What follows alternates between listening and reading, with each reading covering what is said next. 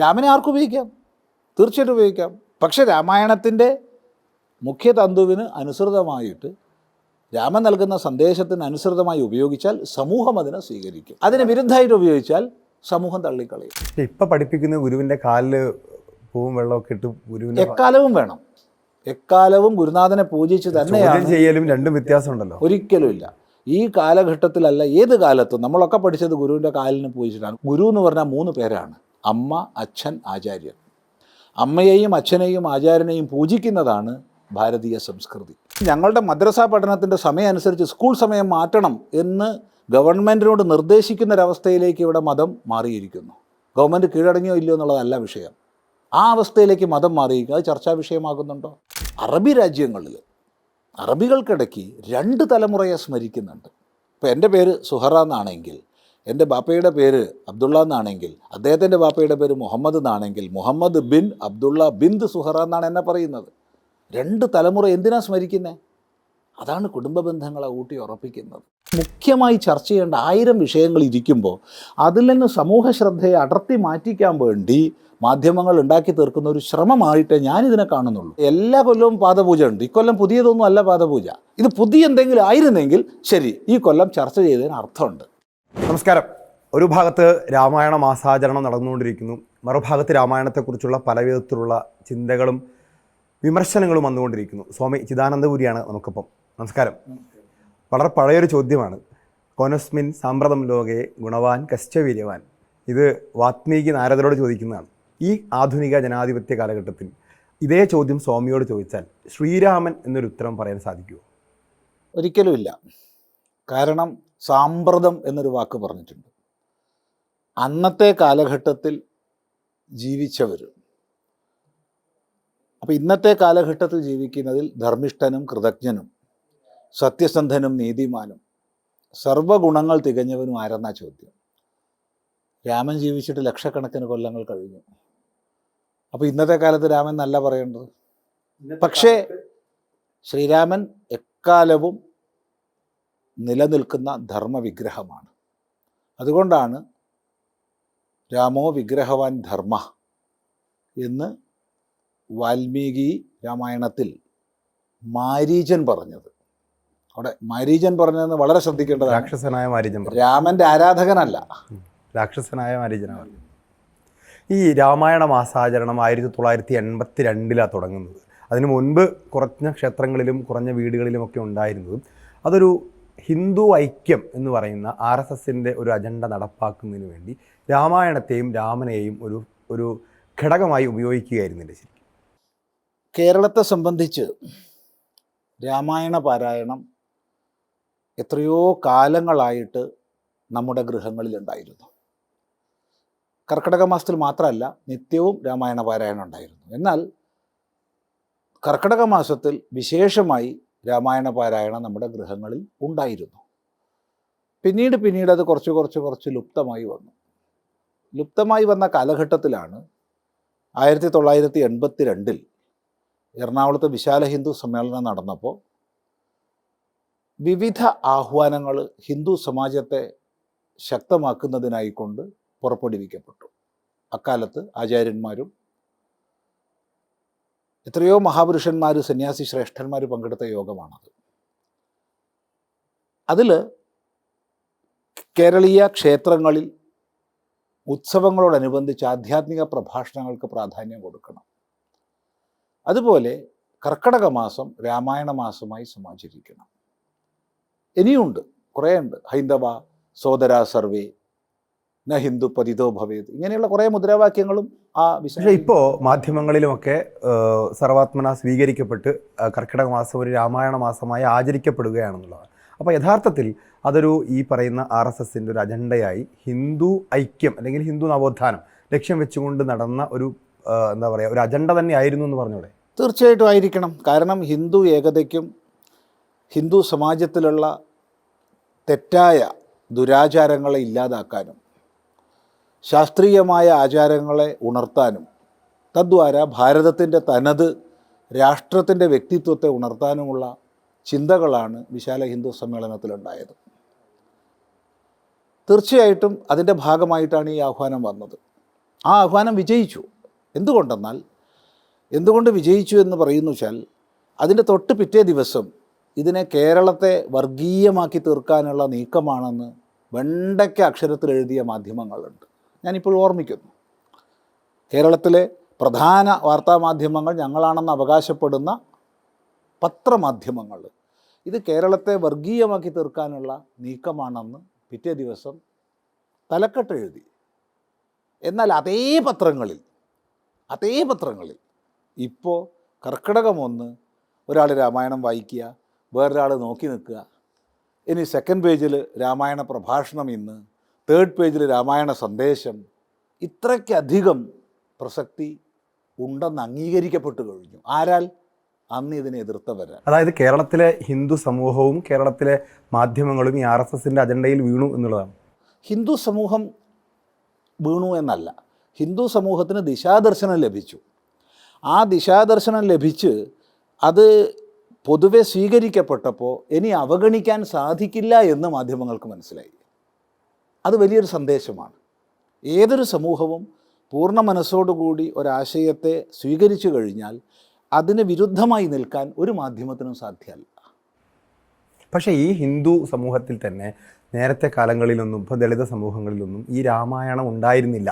ഇപ്പോൾ ദളിത് വ്യാഖ്യാതാക്കളായിട്ടുള്ള ആളുകളൊക്കെ പറയുന്നത് രാമായണം ഹിന്ദു സമൂഹത്തിൽ ദളിതരായ മനുഷ്യർ വായിച്ചിരുന്നില്ല. വാത്മീകി രാമായണം ഉണ്ടായി, 16-ാം നൂറ്റാണ്ടിൽ അധ്യാത്മരാമായണം ഉണ്ടായി. ഈ രാമായണം 16-ാം നൂറ്റാണ്ടിൽ അധ്യാത്മരാമായണം കിളിപ്പാട്ട് എഴുതപ്പെട്ട ശേഷവും സാധാരണ ദളിത് ഹിന്ദുക്കൾ, ദളിതർ എന്നറിയപ്പെടുന്നവർ ഹിന്ദുക്കളാണെന്നുള്ളതും ചോദ്യമാണ്. അവരൊന്നും രാമായണം വായിച്ചിട്ടില്ല. പിന്നീട് ഇവരെയൊക്കെ ചേർത്തൊരു ഹിന്ദുവാക്കി കളയാം എന്നുള്ള RSSൻ്റെ അജണ്ടയാണ്, ദളിതരെ കൂടി ഹിന്ദുവാക്കാം. ഇവിടെ RSS എന്ന് പറയുന്നതുകൊണ്ട് പ്രയോജനമില്ല. ഒന്നാമത്തെ വിഷയം, ദളിതരെന്ന പ്രയോഗം നമ്മൾ ചെയ്യാൻ പാടില്ലാത്തതാണ്. ചിദാനന്ദപുരി സ്വാമി പറയുന്നതല്ല. ഷെഡ്യൂൾഡ് കാസ്റ്റ് ഷെഡ്യൂൾഡ് ട്രൈബ് ട്രൈബ്യൂണലിൻ്റെ, അത് ക്വാസി ജുഡീഷ്യൽ റൈറ്റുള്ള ഓർഗനൈസേഷനാണ്. ഒരു വിധി ഉണ്ടായിരുന്നു, ഏത് വർഷമാണെന്ന് എനിക്ക് ഓർമ്മയില്ല, 1980കളിലാണ്. ദളിതൻ എന്നുള്ള ശബ്ദപ്രയോഗം ശരിയല്ല, അത് കോൺസ്റ്റിറ്റ്യൂഷണൽ അല്ല എന്ന് വിധിയുണ്ട്. ആ വിധിയെ നമ്മൾ മാനിക്കണം. കാരണം ദളിതൻ എന്ന് പറഞ്ഞാൽ വീണവെന്ന അർത്ഥം. സംസ്കൃതത്തിൽ ദളിതൻ എന്ന് പറഞ്ഞാൽ വീണവനാ. ഒരാളും വീണ് കിടക്കുകയല്ല വേണ്ടത്, വീണെടുത്ത് നമ്മൾ ഉയർത്തുക വേണ്ടത്. സാമൂഹികമോ സാമ്പത്തികമോ സാംസ്കാരികമോ ആയ കാരണങ്ങളെ കൊണ്ട് ഏതെങ്കിലും സമൂഹങ്ങൾ വീണു പോയിട്ടുണ്ടെങ്കിൽ ആ വീണു പോയവരെ ഉയർത്തുകയാണ് സംസ്കൃതരെന്ന് പറയുന്നവരുടെ, അല്ലെങ്കിൽ സാക്ഷരരെന്ന് പറയുന്നവരുടെ കർത്തവ്യം. അതുകൊണ്ട് ഒരു സമൂഹത്തെയും ദളിതരാക്കി നിർത്തരുത്, എല്ലാ സമൂഹത്തെയും വിദ്യാഭ്യാസത്തിലേക്ക് ഉയർത്തണം. പക്ഷെ അവരെ ദളിതരാക്കിയവർ, അവരെ പതിതരാക്കിയത് ഇവിടുത്തെ ഒരു വർണ്ണാശ്രമധർമ്മത്തിൻ്റെയും ചാതുർവർണ്ണത്തിൻ്റെയും ഒക്കെ ഭാഗമായിട്ടാണ്. അത് വിവരമില്ല. ചാതുർവർണ്ണത്തിൻ്റെ പ്രചാരണമാണ് ഇതിഹാസങ്ങൾ ഉദ്ദേശിക്കുന്നത്. ഇവിടെ നമ്മൾ അങ്ങനെയാണെങ്കിൽ വാൽമീകി രാമായണമാണ് രാമായണങ്ങളിൽ പ്രഥമം, വനവാസി എഴുതിയതാണ്. അല്ല, വാത്മീകി ആരായിരുന്നു? വനവാസിയായിരുന്നു. രത്നാകരൻ എന്ന് പറയുന്ന ഒരു ബ്രാഹ്മണനായിരുന്നു. അതെ, അദ്ദേഹം വനത്തിൽ വനജീവിതത്തോട് ഇടപഴകി. ഒരു മനുഷ്യനും, പക്ഷെ അത് ജന്മനാൽ ബ്രാഹ്മണനാണ്. ഒരു മനുഷ്യനും ജന്മനാ ബ്രാഹ്മണനല്ല. ഒരു മനുഷ്യനും ജന്മനാ ബ്രാഹ്മണനല്ല. അയാൾ ദ്വിജത്വം കിട്ടിയിട്ടുണ്ട്. ദ്വിജനായിരുന്നല്ലോ, ബ്രാഹ്മണനായിരുന്നു. നമുക്കറിയില്ല, എന്നെ സംബന്ധിച്ച് അറിയില്ല. ഞാൻ വായിച്ച് മനസ്സിലാക്കിയെടുത്തോളം രത്നാകരൻ എന്ന് പറഞ്ഞാൽ വനത്തിൽ കഴിഞ്ഞിരുന്ന, വനവൃത്തി ആശ്രയിച്ചിരുന്ന വ്യക്തിയായിരുന്നു. അയാൾ മുമ്പ് എന്തായിരുന്നു എന്ന് ചോദ്യമില്ല. കാരണം ഞാൻ ബ്രാഹ്മണനോ ക്ഷത്രിയനോ വൈശ്യനോ ശൂദ്രനോ ആവുന്നത് ജന്മം കൊണ്ടല്ല, ഗുണകർമ്മ വിഭാഗശഃ എന്നാണ് വ്യക്തമായി വർണ്ണനിർണയം പറയുന്നത്. ശാസ്ത്രത്തിൽ ഒരിടത്തും ജന്മം കൊണ്ട് ബ്രാഹ്മണ്യമോ ക്ഷത്രിയത്വമോ വൈശ്യത്വമോ ശൂദ്രത്വമോ പറഞ്ഞിട്ടില്ല ശാസ്ത്രത്തിൽ. മറിച്ച് ഗുണകർമ്മ വിഭാഗശഃ എന്നാണ്. മയാസൃഷ്ടം എന്ന് പറഞ്ഞിട്ടുണ്ട്. മയാസൃഷ്ടം എന്ത്? അത് മാത്രം പറയാൻ പാടില്ല. ചാതുർവർണ്ണ്യം മയാസൃഷ്ടം ഗുണകർമ്മ വിഭാഗശഃ. ഒരു ശ്ലോകത്തിൻ്റെ 4 നടത്താൻ പാടില്ല. തസ്യ കർത്താരം അഭിമാം വിദ്യ അകർത്താരം അഭ്യ എന്ന മുഴുവൻ ശ്ലോകം. അപ്പോൾ അതിൽ അല്പമാത്രം അടർത്തി പറയുന്നത് വളരെ ദുരുദ്ദേശത്തോടു കൂടിയിട്ടാണ്. ആ പറയുന്നവർ അവർ സ്വയം മനസ്സിലാക്കുന്നില്ല എന്ത്, താൻ ചെയ്യുന്നത് അനീതിയാണെന്ന്. ഒരു ശ്ലോകം മുഴുവൻ എടുക്കണം, എന്നിട്ട് അതിൻ്റെ അർത്ഥം പറയണം. ഇപ്പോൾ ചാതുർവർണ്ണ്യം എന്നുള്ള വ്യവസ്ഥ അമേരിക്കയിലായാലും അറേബ്യയിലായാലും ആഫ്രിക്കയിലായാലും ഇന്ത്യയിലായാലും ഏത് സമൂഹത്തിലും കാണാൻ കഴിയും. അത് ഗുണത്തിനനുസൃതമായ തൊഴിൽ നിർണയമാണ്. അത് എത്രമാത്രം പ്രായോഗികമായി നമുക്ക് സാധിച്ചു? മനുഷ്യനിൽ സ്വാർത്ഥത ഉള്ള കാലത്തോളം. അത് ഒരു പ്രത്യേകിച്ച് ജാതി മതം ഒന്നും ഞാൻ പറയുന്നില്ല. മനുഷ്യനിൽ സ്വാർത്ഥതയുള്ള കാലത്തോളം സ്വാഭാവികമായി അവനവൻ്റെ മികവാർന്ന മേഖലയിലേക്ക് മക്കളെയോ തലമുറയെയോ കൊണ്ടുപോകാനുള്ള ശ്രമം മനുഷ്യരുടെ ഭാഗത്തുനിന്നുണ്ടാവും. അങ്ങനെയാണ് ഇന്ന് വലിയ ആക്ടേഴ്സിൻ്റെ മക്കൾ ആക്ടേഴ്സായിട്ട് വരുന്നു, രാഷ്ട്രീയക്കാരുടെ മക്കൾ രാഷ്ട്രീയക്കാരായിട്ട് വരുന്നു. ഏത് മേഖലയിൽ നമുക്ക് കാണാൻ കഴിയും. ആ ഒരു ശ്രമത്തിൻ്റെ ഭാഗമായിട്ട് ക്രമേണ അതിഹീനമായ ജാതീയതയായി തീർന്നു എന്നുള്ളതൊരു സത്യമാണ്. പക്ഷെ ശാസ്ത്രീയമായി വർണ്ണ സിദ്ധാന്തം അതല്ല. അതുകൊണ്ടാണ് ആചാര്യന്മാർ ഇടക്കാലത്ത് അന്ധകാരത്തിൽ ആവൃതമായൊരു സമൂഹത്തിൽ വേദത്തിൻ്റെ വെളിച്ചം കൊണ്ട് ശരിയായ ശാസ്ത്രബോധത്തിലേക്ക് നമ്മെ നയിക്കാൻ പരിശ്രമിച്ചത്. ഇപ്പോൾ കേരളത്തിൽ തന്നെ നോക്കിയാൽ മതി. കേരളം അങ്ങേയറ്റം ഇരുളടഞ്ഞ് കടന്നിരുന്ന ഒരു കാലഘട്ടത്തിൽ വേദജ്ഞന്മാരായ മഹാപുരുഷന്മാർ, ശ്രീനാരായണ ഗുരുദേവനായാലും ശുഭാനന്ദ ഗുരുദേവനായാലും സദാനന്ദ സ്വാമി ആയാലും തൈക്കാട്ട് അയ്യാവായാലും ചട്ടമ്പിസ്വാമി തിരുവടികളായാലും എല്ലാവരും പരിശ്രമിച്ചത് എന്തിനാ? വേദത്തിൻ്റെ വെളിച്ചം നൽകി ഇടക്കാലത്ത് വ്യാപിച്ച ഇരുളിനെ നീക്കാൻ വേണ്ടിയിട്ടാണ്. അല്ലാതെ പതിതനായി കിടക്കട്ടെ എന്ന് അവർ വിചാരിച്ചിരുന്നെങ്കിൽ ഈയൊരു ഒരു ഒരു ഉണർച്ച, സാംസ്കാരികമായ ഉയർച്ച നമുക്കിടയ്ക്ക് ഉണ്ടാവില്ല. അതുകൊണ്ട് പക്ഷേ സ്വാമി പറയുന്ന ഈ ധർമ്മം പ്രചരിപ്പിക്കാൻ വേണ്ടിയാണല്ലോ ഇതിഹാസങ്ങൾ ഉണ്ടായത്. ധർമാർത്ഥ കാമമോക്ഷാണം ഉപദേശ സമന്വയം പൂർവൃത്തം കഥായുക്തം ഇതിഹാസം പ്രചരിച്ചത്. അതിൽ പറയുന്ന ധർമ്മവിഗ്രഹമായ രാമൻ ഈ പതിതരായ ആളുകളെ അംഗീകരിച്ചിരുന്നില്ല. ശംഭൂകവധം പോലുള്ള കാര്യങ്ങൾ എടുത്തു പറയുന്നുണ്ട്. ശംഭൂകൻ എന്തിന് തപസ് ചെയ്യുമ്പോൾ വധിക്കപ്പെട്ടു? കീഴാളനായതുകൊണ്ടാണല്ലോ. ഒരിക്കലുമല്ല. ശംഭൂകവധം വരുന്നത് പ്രക്ഷിപ്തമാണെന്ന് വിദ്വാൻമാർ പോലും പറയുന്ന ഭാഗത്താണ്. രാമായണത്തിൻ്റെ മുഖ്യതന്തു നോക്കൂ. രാമായണത്തിൽ പ്രക്ഷിപ്തമല്ല എന്ന് ഉറപ്പുള്ള സ്ഥലം നോക്കൂ. അവിടെ രാമനും വനവാസി മൂപ്പനും ആലിംഗനം ചെയ്ത് ഒന്നായി നിൽക്കുന്ന ചിത്രം നിങ്ങൾക്ക് കാണാം. അവർ രണ്ടായിട്ട് കൈ കൊടുത്ത് ഷെയ്ക്കാൻഡ് കൊടുത്തതല്ല.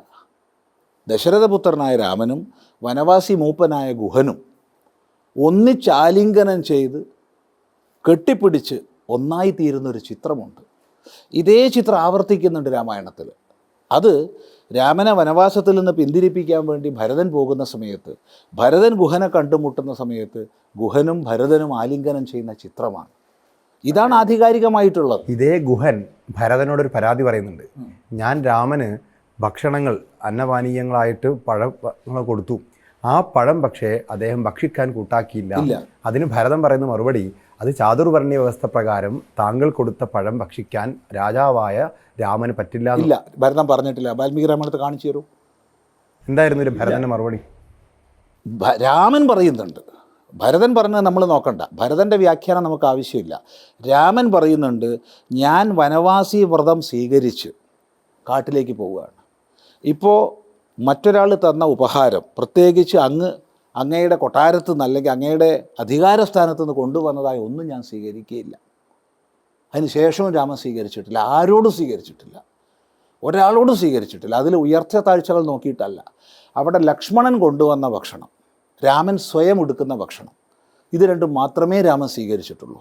ഈ കാരണം കൊണ്ടാണ് രാമൻ സുഗ്രീവനുമായി സഖ്യം ചെയ്തിട്ടും സുഗ്രീവൻ്റെ രാജധാനിയിലേക്ക് പോകാനോ അവിടുന്ന് വെള്ളം കുടിക്കാനോ തയ്യാറായിട്ടില്ല. രാവണനെ കൊല്ലുമെന്ന് രാമൻ അറിയാം. അങ്ങനെ കൊന്നു കഴിഞ്ഞാൽ ലങ്ക തനിക്ക് അധീനാവും. ആവരുത്.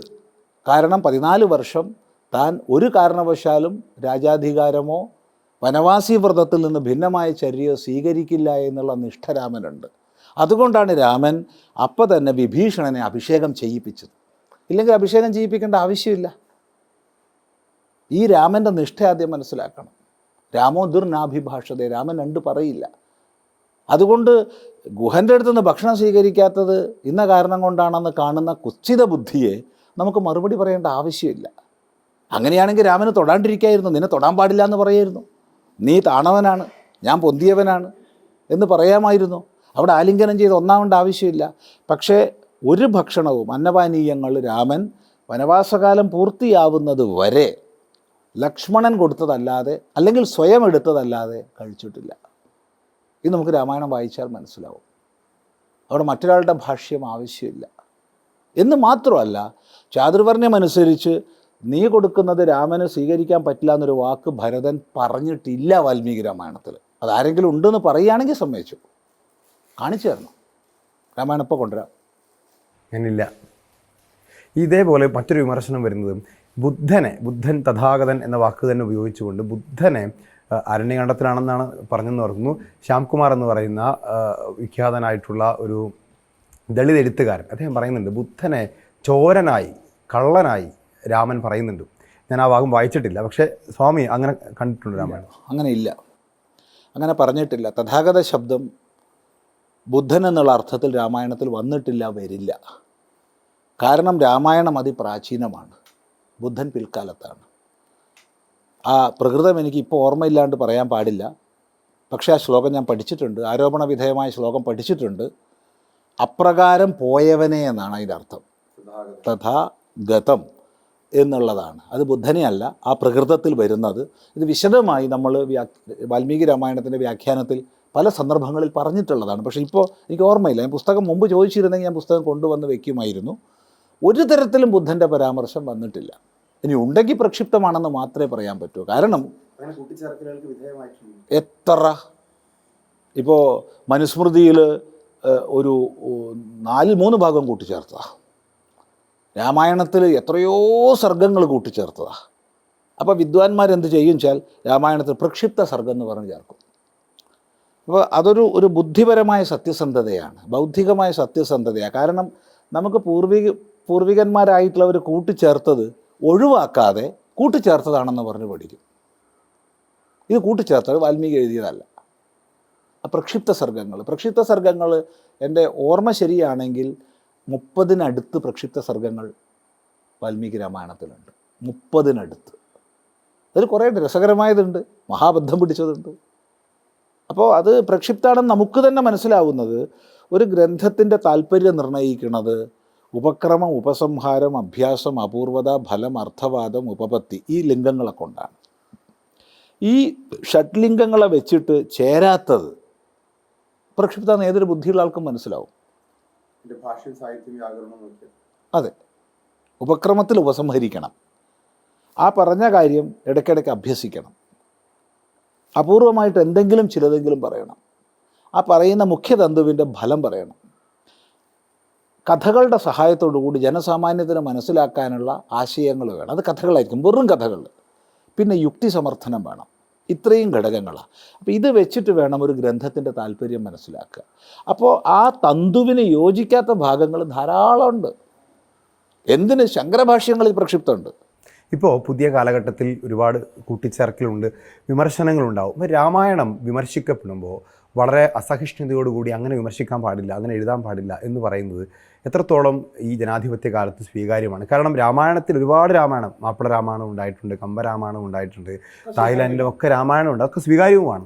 അത്തരം രാമായണങ്ങൾ പലതരത്തിൽ വ്യാഖ്യാനിക്കപ്പെടുമ്പോൾ ഈ പുതിയ കാലഘട്ടത്തിൽ രാമായണത്തെക്കുറിച്ച് മറ്റൊരു ഭാഷ്യം ആരെങ്കിലും പറയുമ്പോൾ അതിനെതിരെ ഉള്ള ഈ വാളെടുക്കൽ എത്രത്തോളം? ഇവിടെ ഒരു ഗ്രന്ഥം വിമർശിക്കപ്പെടുന്നു എന്നുള്ളത് സന്തോഷമാണ്.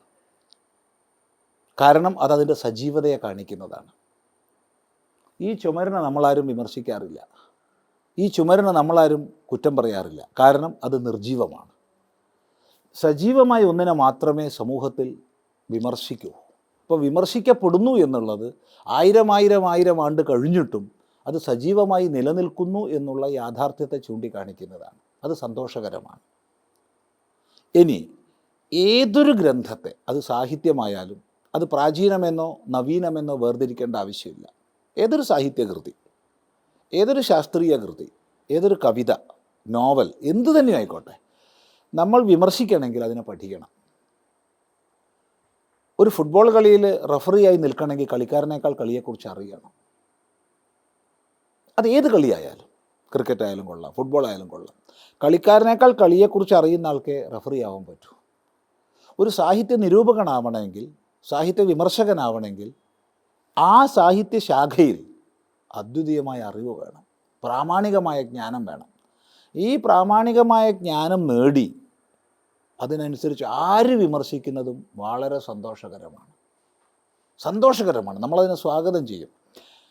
പ്രാമാണികമായി പഠിക്കാതെ അവിടുന്ന് ഇവിടുന്ന് ഉദ്ധരണികൾ എടുത്ത് അപ്പുറവും ഇപ്പുറവും ഘടിപ്പിക്കാതെ പറഞ്ഞാൽ സ്വയം അപഹാസ്യരാകുകയുള്ളൂ. അത് നമ്മളോട്ട് മറുപടി പറയുകയില്ല. കാരണം അസമ്പ്രദായവിത് മൂർഖവത് ഉപേക്ഷണീയ എന്നാണ് ശങ്കരാചാര്യസ്വാമികൾ നമുക്ക് പഠിപ്പിച്ചിട്ടുള്ളത്. സമ്പ്രദായത്തിനനുസരിച്ച് പഠിച്ചിട്ടുള്ള ആൾ വിമർശിച്ചാൽ നീ മറുപടി പറയണം. അല്ലാത്ത ആൾ ഒരു മൂഢൻ വഴിയിൽ നിന്ന് ജൽപ്പനം ചെയ്യുമ്പോൾ നമ്മളാരും മറുപടി പറയാറില്ല. മറുപടി പറഞ്ഞ് അയാളെ വലിയ ആളാക്കാൻ, മറുപടിയല്ല, അത് ശരിയല്ല എന്ന് പറഞ്ഞ ശരിയല്ല എന്ന് പറയേണ്ട ആവശ്യമില്ല. അയാളുടെ ദൃഷ്ടിയിൽ അത് ശരിയാണ്, അയാളുടെ ദൃഷ്ടിയിൽ അത് ശരിയാണ്. പക്ഷെ അയാൾക്ക് ദൃഷ്ടി കൈവന്നിട്ടുണ്ടോ എന്ന് അയാൾ സ്വയം നിരൂപണം ചെയ്യണം. ഇപ്പം എനിക്ക് ജർമ്മൻ ഭാഷ അറിയില്ല.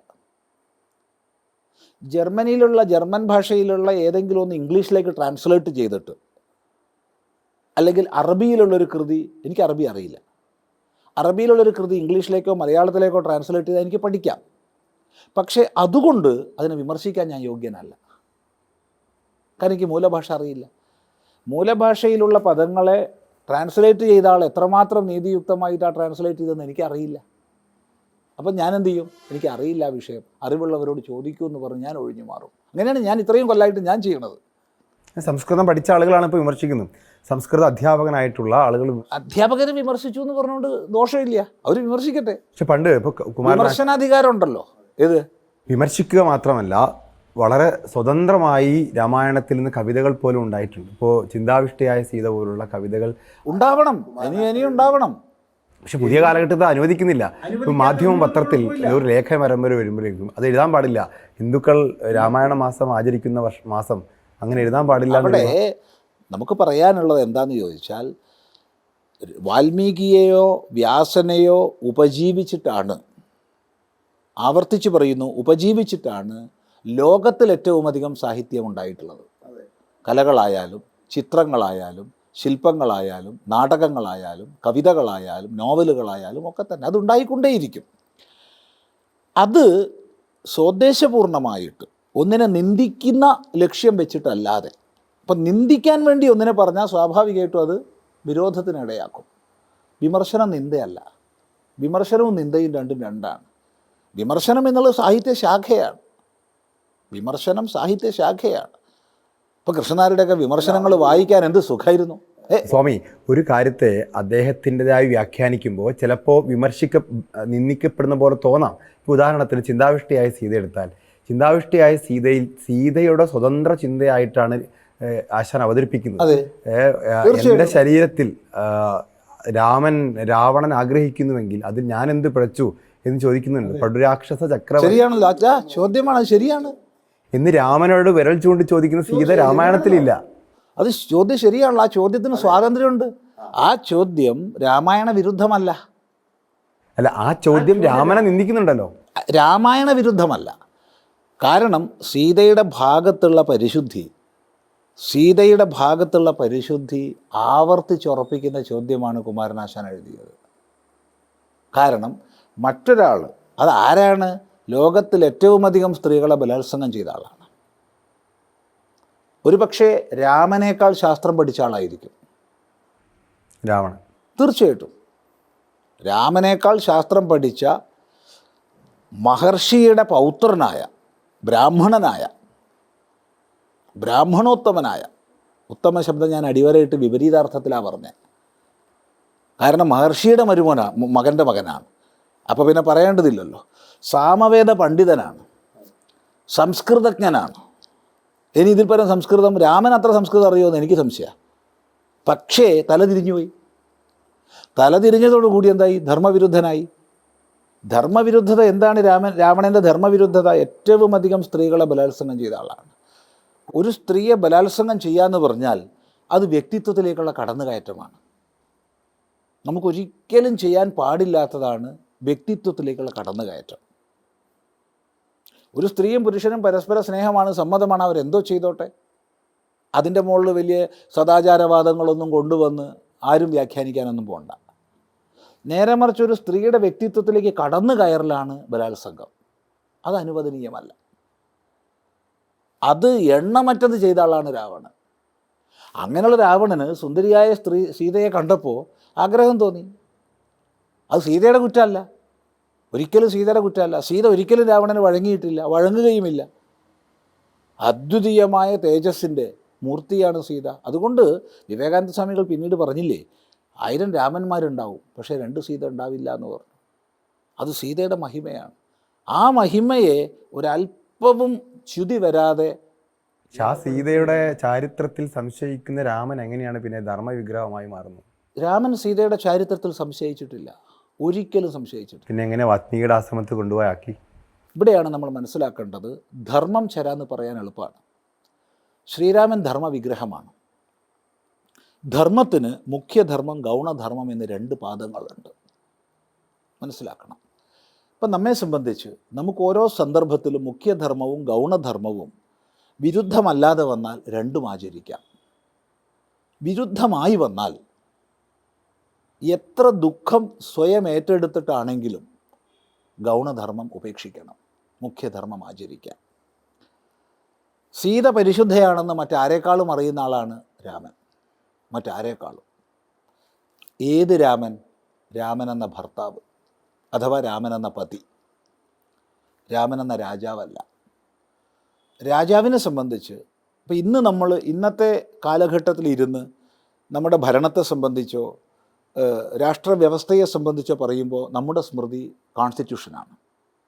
കോൺസ്റ്റിറ്റ്യൂഷൻ അനുസരിച്ച് പറയണം. കോൺസ്റ്റിറ്റ്യൂഷൻ ചുരുങ്ങിയ 3/4 നൂറ്റാണ്ട് കൊണ്ട് 100-ലധികം പ്രാവശ്യം അമെൻഡ് ചെയ്യപ്പെട്ടു എന്നുള്ളത് നമുക്കൊക്കെ അറിയാം. കാരണം ഏത് സാമൂഹിക നീതിക്രമവും കാലത്തിനനുസരിച്ച് മാറ്റത്തിന് വിധേയമാണ്. അപ്പോൾ നമ്മൾ ആ കാലഘട്ടത്തിലെ ഒരു സാമൂഹിക വിഷയം എടുക്കുന്നത് ആ കാലഘട്ടത്തിലുള്ള സ്മൃതി അനുസരിച്ചിട്ട് വേണം. ഇപ്പം രാജാനഹ ചാരചക്ഷുഷ, രാജാക്കന്മാർ ചാരചക്ഷുസുകളാണ്. ഇപ്പം ഗുപ്തചാരന്മാർ എന്ത് വിവരങ്ങളാണോ കൊണ്ടു കൊടുക്കുന്നത് അതിനനുസരിച്ച് മുന്നോട്ട് പോവാൻ ബാധ്യസ്ഥനാണ് രാജാവ്. കാരണം നീതിശാസ്ത്രാനുഗോ രാജ, നീതിശാസ്ത്രത്തിന് വിധേയനാണ് രാജാവ്. രാജാവിന് സ്വാതന്ത്ര്യമില്ല, ഒട്ടും സ്വാതന്ത്ര്യമില്ല. ധാർമ്മിക ബോധമുണ്ടല്ലോ. നിൽക്കട്ടെ, അവിടെയാണ് ഗുപ്തചാരന്മാർ സീതയെ സംബന്ധിച്ചും രാമനെ സംബന്ധിച്ചും നാട്ടിലുള്ള സംഭാഷണങ്ങൾ ഇന്നതാണെന്ന് വിവരം കൊടുത്താൽ രാമന് മുമ്പിൽ കർത്തവ്യം രണ്ടേ ഉള്ളൂ. ഒന്നുകിൽ ഭർതൃധർമ്മമാണ് മുഖ്യം എന്ന് മനസ്സിലാക്കി രാജപദവി ഉപേക്ഷിക്കണം, അതാണ് ഒരു ഓപ്ഷൻ. രണ്ടാമത്തെ സാധ്യത രാജധർമ്മമാണ് മുഖ്യം എന്ന് മനസ്സിലാക്കി ഭർതൃധർമ്മം ഉപേക്ഷിക്കണം. ഞാൻ പത്നിയെ ഉപേക്ഷിക്കണം എന്നല്ല വാക്കുപയോഗിച്ചത്, ഭർതൃധർമ്മം ഉപേക്ഷിക്കണമെന്നാണ്. അവിടെ ധർമ്മശാസ്ത്രം പറയുന്നത് ത്യജേദേകം കുലസ്യാർത്ഥേ, ഏകനെ കുലത്തിന് വേണ്ടി ഉപേക്ഷിക്കണം. തത് കുലം രാഷ്ട്രാർത്ഥേ ത്യജേത്, ആ കുലത്തെ രാഷ്ട്രത്തിന് വേണ്ടി ഉപേക്ഷിക്കണം. അപ്പം ഈ ഒരു പരിഗണന വെച്ച് രാമൻ അവിടെ കർത്തവ്യം ഒന്ന് മാത്രമേ ഉള്ളൂ. എന്തുകൊണ്ട്? അധികാരം വേണോ ഭാര്യ വേണോ എന്നുള്ള ചോദ്യം. അതെ, ഭാര്യയല്ല, ഭർത്താവ്. ഭർതൃധർമ്മം പാലിക്കണോ രാജധർമ്മം പാലിക്കണോ? ആരാണ് ഭരണം ഏറ്റെടുക്കാനുള്ളത്? ഭരതൻ ഏറ്റെടുക്കില്ല. കാരണം 14 വർഷം പൂർത്തിയാവുന്നെന്ന് തിരിച്ചു വരാത്ത പക്ഷം അഗ്നിപ്രവേശം ചെയ്യുമെന്ന് പറഞ്ഞ് ചിത ഒരുക്കി നിൽക്കുന്നവനാണ് ഭരതൻ. ലക്ഷ്മണനോ ശത്രുഘ്നനോ ഏറ്റെടുക്കില്ല. അരാജകമായൊരു രാജ്യം മൊത്തം നശിക്കും. പിതൃപൈതാമഹം എന്നുള്ള വാക്കിനേക്കാൾ ഉപരി അരാജകമായ രാജ്യം മൊത്തം നശിക്കും. അവിടെ രാജാവായ രാമൻ സീതയെ ഉപേക്ഷിക്കുന്നു. ഇനിയാണ് രാമനെ ശ്രദ്ധിക്കേണ്ടത്. രാമനെന്ന് 39 വയസ്സേ ഉള്ളൂ. വേണമെങ്കിൽ വിവാഹം കഴിക്കാമായിരുന്നു. എത്രയോ നിർബന്ധങ്ങളും മറ്റും വന്നിട്ടുണ്ടാവും. അത് വാൽമീകി എഴുതിയിട്ടൊന്നുമില്ല, പക്ഷെ നമുക്ക് ഊഹിക്കാം. പക്ഷേ ഏക പത്നീവ്രതത്തിൽ ഉറച്ചു കഴിഞ്ഞു രാമൻ എന്ന് മാത്രമല്ല, മുനിവ്രതോ ഭൂത് മുനിസേവിതാംഘ്രി എന്ന് വ്യക്തമായി രാമായണം രാമനെ കൊണ്ട് പറയുകയാണ്. മുനിവ്രതനായി കഴിഞ്ഞു, രാജകീയ സുഖഭോഗങ്ങൾ അനുഭവിക്കാവുന്ന രാമൻ, ചക്രവർത്തി സാർവഭൗമനായ രാമൻ സീതയെ പരിത്യജിച്ചിട്ടുള്ള കാലം പൊട്ടി പൊട്ടി കരയുന്ന ഭർത്താവാണ്. മുനിവ്രതത്തിലാണ് കഴിഞ്ഞത്. ആ രാമനെ ലക്ഷ്മണനാണ് പലപ്പോഴും പോയി സമാധാനിപ്പിക്കുന്നത്. ഈ ചിത്രം വാൽമീകി രാമായണത്തിലുണ്ട്. അപ്പോൾ രാമനെന്ന ഭർത്താവ്, രാമനെന്ന രാജാവ് ദ്വന്ദ്വത്തിൽ വന്നപ്പോൾ തൻ്റെ മുഖ്യധർമ്മം രാജധർമ്മമാണെന്ന് മനസ്സിലാക്കിയ രാമൻ ദുഃഖം ഏറ്റെടുക്കാൻ സ്വയം തയ്യാറായി. ഇത് ഇന്നത്തെ പശ്ചാത്തലത്തിൽ നമുക്ക് എങ്ങനെ വേണമെങ്കിൽ വ്യാഖ്യാനിക്കാം. പക്ഷേ അന്നത്തെ സാമൂഹിക നിയമത്തിനനുസരിച്ച് അന്നത്തെ രാജാവിൻ്റെ ചെയ്തിയെ നമുക്ക് വിലയിരുത്താൻ പറ്റൂ. അതുകൊണ്ടാണല്ലോ ഇങ്ങനെ സീതാപരിത്യാഗം ചെയ്തത് ആരാ പറഞ്ഞത്? ഇതെല്ലാം വാൽമീകി പറഞ്ഞതാ. ഈ വാൽമീകിയാണല്ലോ ആരംഭം മുതൽ രാമൻ ധർമ്മവിഗ്രഹമാണെന്ന് പറഞ്ഞത്. അപ്പോൾ രാമൻ ചെയ്തത് ധർമ്മമാണെന്ന് നമ്മൾ മനസ്സിലാക്കുക വേണ്ടത്. നമുക്ക് ഇന്നത്തെ കാലഘട്ടത്തിൽ മനസ്സിലാക്കാൻ കഴിയുന്നില്ലേ? അതുകൊണ്ടാണ് ആരംഭത്തിൽ ഞാൻ പറഞ്ഞത് ഇന്നത്തെ കാലഘട്ടത്തിലേക്ക് രാമന് മറുപടി പറയില്ല. അന്നത്തെ കാലഘട്ടത്തിലാണെങ്കിലും ഇന്നത്തെ കാലഘട്ടത്തിലാണെങ്കിലും സ്വാമി ഉൾപ്പെടെ പറയുന്ന ഒരു പദമാണ് കുലസ്ത്രീ എന്ന് പറയുന്നത്. ഇപ്പം പഞ്ചനാരികളിൽ സീതയുണ്ടല്ലോ, ആ കുലസ്ത്രീകൾക്കുള്ള ഏറ്റവും പ്രധാനപ്പെട്ട ഗുണം എന്ന് പറയുന്നത് ഭർത്താവിൻ്റെ പാത, ധർമ്മം ചര എന്ന് പറയുമ്പോൾ ഭർത്താവിൻ്റെ പാത എന്താണോ അതിന് പിന്നാലെ പോവുക എന്നുള്ളതാണ്. രാമൻ കാട്ടിലേക്ക് പോകുന്നു, അതിന് പിന്നാലെ സീതയും പോകുന്നു. രാമൻ തന്നെ അമ്മയായ കൗസല്യയോട് പറയുന്നുണ്ട്, അച്ഛൻ എന്തു പറയുന്നുവോ അതനുസരിക്കുക. അപ്പോൾ ഈ ഭർത്താവിൻ്റെ അനുസരണയുള്ള ഭാര്യ എന്ന കുലസ്ത്രീ സങ്കല്പം തന്നെയാണോ പുതിയ കാലഘട്ടത്തിലും ഈ സ്ത്രീ സങ്കല്പമായിട്ട് വരേണ്ടത്? ഇവിടെ ഒന്നാമത്തെ വിഷയം സ്വാമി അടക്കം എന്ന് പറഞ്ഞതിനെ ഞാൻ നിഷേധിക്കുന്നു. കഴിഞ്ഞ 35 വർഷമായിട്ട് സമൂഹത്തിൽ നിരന്തരം പറഞ്ഞുകൊണ്ടിരിക്കുന്ന നമ്മുടെ വായെന്ന് കുലസ്ത്രീ എന്നൊരു ശബ്ദം വന്നിട്ടില്ല. വന്നിട്ടില്ല. വരാത്തത് ആരോപിക്കാൻ പാടില്ല. ഭർത്താവ് പറയുന്നത് പോലെ ഭാര്യ കേൾക്കണമെന്നോ ഭാര്യ പറയുന്നത് പോലെ ഭർത്താവ് കേൾക്കണമെന്നോ ഇന്ന് വരെ ചിദാനന്ദപുരസ്വാമി പറഞ്ഞിട്ടിലോട്ട് പറയുകയില്ല. രാമായണത്തിലെ ഏതാണോ ധർമ്മം, ഏതാണോ സത്യം, അതിന് കൂട്ടു നിൽക്കണമെന്ന് മാത്രമേ നമ്മൾ പറഞ്ഞിട്ടുള്ളൂ. അതുകൊണ്ട് മറ്റു പലരും പറയുന്നത് നമ്മിലേക്ക് ആരോപിക്കാൻ പാടില്ല. നമ്മൾ പറയുന്നത് നമ്മൾ ഞാൻ പറയും രാമായണത്തിൽ രാമൻ സീതയോട് വനത്തിലേക്ക് വരാൻ പറയുന്നില്ല. വനത്തിൻ്റെ ക്ലേശങ്ങളെക്കുറിച്ച്, വനവാസ ക്ലേശങ്ങളെക്കുറിച്ച് സീതേ അതുകൊണ്ട് നീ വരരുത് എന്ന് രാമൻ പറയുന്ന ഭാഗം 2 സർഗങ്ങളിലുണ്ട് വാൽമീകി രാമായണത്തിൽ. ഹൃദയസ്പൃക്കായ ഭാഗമാണത്. അതുകൊണ്ട് നീ വരരുത് സീതേ, അല്ലെങ്കിൽ നീ കുലസ്ത്രീയാണ്, എൻ്റെ ദുഃഖങ്ങളിൽ പങ്കുചേർന്നുകൊണ്ട് നീ വരണമെന്ന് രാമന് പറയാമായിരുന്നു. രാമൻ പറഞ്ഞില്ല. 2 സർഗങ്ങളിൽ സീത പറയുന്നു അവരുടെ ധാർമ്മിക ഉത്തരവാദിത്തം ഞാൻ അങ്ങനെ ചെയ്യണം. സീത പറയുന്നു, അഗ്നിസാക്ഷിയായി വിവാഹം കഴിച്ച് അങ്ങയുടെ കൂടെ അല്ലാണ്ട് ഞാൻ ആരെ കൂടെ നിൽക്കും? അതൊരു പത്നിയുടെ പതിയോടുള്ള പ്രേമമാണ്, ധാർമ്മികതയല്ല. പതിയോടുള്ള പ്രേമം. ആ പതിയോടുള്ള പ്രേമത്തിൽ എന്ത് കഷ്ടപ്പാടിലും പതിയോടുകൂടെ നിൽക്കണം എന്നാണ് ഒരു പത്നിക്ക് ഉണ്ടാവുക. പത്നിയോടുകൂടി നിൽക്കണം എന്നാണ് പതിക്ക് ഉണ്ടാവുക. അത് കുടുംബധർമ്മമാണ്. ആ സങ്കല്പങ്ങളോടുകൂടി കുടുംബങ്ങൾ നിലനിന്നാൽ മാത്രമേ കുടുംബങ്ങൾ ഏകോപിതമായി പോകൂ, ഛിദ്രമാകാതെ പോകൂ, ഈ ഡിവോഴ്സ് പെരുകാതിരിക്കൂ. അതുകൊണ്ട് കഷ്ടപ്പാടുകളുടെ നടുക്കും. കാരണം നോക്കൂ, വാൽമീകി തന്നെ ആവർത്തിച്ച് പറയുന്നുണ്ട് സുഖോചിതവും എന്ന് 2 ആളെ കൊണ്ടും, രാമനെ കൊണ്ടും സീതയെ കൊണ്ടും. അവർ സുഖത്തിന് ഉചിതരാണ്, പക്ഷേ കഷ്ടപ്പാടിൻ്റെ നടുക്കാണ്. ചളിയിലാണ് കിടക്കുന്നത്, വെള്ളത്തിലാണ് കിടക്കുന്നത്, മുള്ളിലാണ് കിടക്കുന്നത്, അനിശ്ചിതത്വത്തിൻ്റെ മധ്യത്തിലാണ് സഞ്ചരിക്കുന്നത്. പക്ഷേ അവർ സന്തോഷവാനും സന്തോഷവതിയായിരുന്നു. കാരണം എന്താ? സ്നേഹമാകുന്ന ആ ഒരു ബന്ധം അവരെ ഒന്നായി ചേർത്തിരുന്നു. അതല്ലേ മാതൃക? ആ സ്നേഹമല്ലേ നമുക്ക് വേണ്ടത്? നേരെ മറിച്ച് അവിടെ നിങ്ങൾ പറഞ്ഞ പോലെ കുലസ്ത്രീ എന്നുള്ളതെന്ന് വെച്ചാൽ രാമൻ പറയേണ്ടതാണ്, നീ എൻ്റെ പത്നിയാണ്, അതുകൊണ്ട് കുലസ്ത്രീയായ നീ ധർമ്മം പാലിച്ച് എൻ്റെ കൂടെ വരണം, ഞാൻ എന്ത് ദുഃഖിക്കുന്നുണ്ടെങ്കിലും നീയും ദുഃഖിക്കണം എന്നല്ലേ പറയേണ്ടത്? രാമൻ പറഞ്ഞില്ലല്ലോ. മറിച്ച് 2 സർഗമാണ് വാൽമീകി രാമായണത്തിൽ. സീതയെ വരരുത്. അവസാനം ഒരു പുരുഷന്, പതി എന്നുള്ള വാക്ക് ഞാൻ പറയുന്നില്ല, ഒരു പുരുഷന് സഹിക്കാൻ പറ്റാത്തത് പോലും സീത പറഞ്ഞിട്ടുണ്ട്. ആകാരത്തിൽ പുരുഷനായ സ്ത്രീക്കാണ് തൻ്റെ മകളെ വിവാഹം ചെയ്തു കൊടുത്തതെന്ന് അറിഞ്ഞാൽ ജനകന് വിഷമമുണ്ടാവും. ഇതൊരു ഭർത്താവിന് അഥവാ ഒരു പുരുഷന് സഹിക്കാൻ പറ്റുന്നതാണോ? അത് കേട്ടിട്ട് പോലും രാമൻ കൂസിയിട്ടില്ല. രാമൻ പറഞ്ഞു, നീ വരണ്ട സീതയെ, കാട് കഷ്ടപ്പാടാണ്. അപ്പോഴാണ് സീത ചോദിക്കുന്നത്, അഗ്നിസാക്ഷിയായി നമ്മൾ ചെയ്ത ധർമ്മപ്രതിജ്ഞകളൊക്കെ മറന്നുപോയോ? രാമൻ പറഞ്ഞു, വന്നോളൂ സീതേ. അവസാനം ഇത്ര അങ്ങോട്ടൊരു നിർബന്ധിക്കാൻ ഇന്നൊരു ഭർത്താവിന് സാധിക്കുമെന്ന് ഞാൻ വിചാരിക്കുന്നില്ല. അത്ര രാമൻ നിർബന്ധിക്കുന്നുണ്ട്. അപ്പോൾ സീതയുടെ സ്നേഹമാണ് രാമൻ്റെ കൂടെ കാട്ടിലേക്ക്. സീത പറയുന്ന ന്യായത്തിൽ അഗ്നിസാക്ഷിയായി അവിടെ ചെയ്യപ്പെടുന്നത് പതിധർമ്മം ചര എന്നുള്ളതാണ്. സീതയാണ് പറഞ്ഞത്. അതെ, ആ പതിധർമ്മം ചര എന്ന് പറയുന്നത് അഗ്നിസാക്ഷിയായിക്കൊണ്ട് വിവാഹം കഴിക്കുമ്പോൾ ഒരു സ്ത്രീ അവിടെ പുരോഹിതൻ പറഞ്ഞു കൊടുക്കുന്നതാണ്. അതാണോ ഇന്നത്തെ കാലഘട്ടത്തിലെ? ഏത് കാലത്തും പ്രസക്തമാണ്. കുടുംബം നിലനിൽക്കണമെങ്കിൽ പതിയും പത്നിയും വിട്ടുവീഴ്ചകളോടുകൂടി പതിയെയും പത്നിയെയും ചേർക്കേണ്ടത് സ്നേഹമെന്ന തന്തുവാണ്. ആ സ്നേഹമെന്ന തന്തുവാൽ പരസ്പരം ചേർക്കപ്പെട്ടാൽ കുടുംബങ്ങൾ നിലനിൽക്കും. കുടുംബം നിലനിന്നാൽ മാത്രമേ ധർമ്മം നിലനിൽക്കൂ. അല്ലാതെ തോന്നിയോണം എന്നുള്ള രീതിയിലായി കഴിഞ്ഞാൽ, അതുകൊണ്ടാണല്ലോ നാട്ടിൽ വ്യവസ്ഥയുള്ളത്. ലോകത്തിലെല്ലാ രാജ്യങ്ങളിലും വിവാഹത്തിന് വ്യവസ്ഥ വെച്ചിട്ടുണ്ട്. എന്തിനാണ്? എല്ലാ രാജ്യങ്ങളിലും ഉണ്ട്. എന്ന് മാത്രമല്ല, ഏറ്റവും ശ്രദ്ധേയമായിട്ടുള്ളത് അറബി രാജ്യങ്ങളിൽ അറബികൾക്കിടയ്ക്ക് 2 തലമുറയെ സ്മരിക്കുന്നുണ്ട്. 2 തലമുറയെ. ഇപ്പോൾ എൻ്റെ പേര് സുഹറ എന്നാണെങ്കിൽ എൻ്റെ ബാപ്പയുടെ പേര് അബ്ദുള്ള എന്നാണെങ്കിൽ അദ്ദേഹത്തിൻ്റെ ബാപ്പയുടെ പേര് മുഹമ്മദ് എന്നാണെങ്കിൽ മുഹമ്മദ് ബിൻ അബ്ദുള്ള ബിന്ദു സുഹറ എന്നാണ് എന്നെ പറയുന്നത്. 2 തലമുറ എന്തിനാ സ്മരിക്കുന്നത്? അതാണ് കുടുംബ ബന്ധങ്ങളെ ഊട്ടി ഉറപ്പിക്കുന്നത്. അത് പരിഷ്കാരത്തിൻ്റെ പേരിൽ ഇന്നത്തെ കാലത്ത് ആവശ്യമില്ല എന്ന് പറയാൻ എളുപ്പം കഴിയും.